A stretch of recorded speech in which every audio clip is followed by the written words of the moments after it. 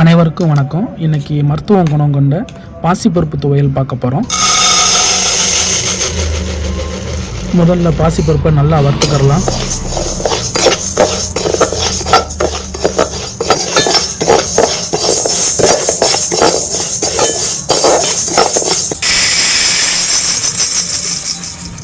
நல்லா செவக்க வறுத்துட்டு அந்த சூட்லேயே பட்டை மிளகாவை வச்சுக்கிடலாம். பின்ன பூண்டு, அதோட வெங்காயம், தேவையான அளவு உப்பு எல்லாத்தையும் ஒன்றா சேர்த்து ஆட்டிடலாம்.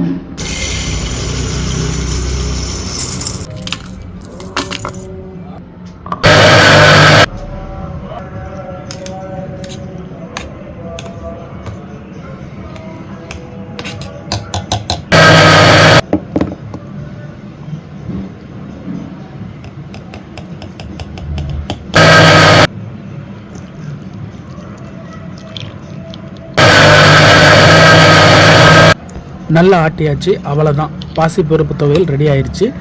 இதை நம்ம அம்மியில் அரைச்சா இன்னும் டேஸ்ட்டாக இருக்கும்.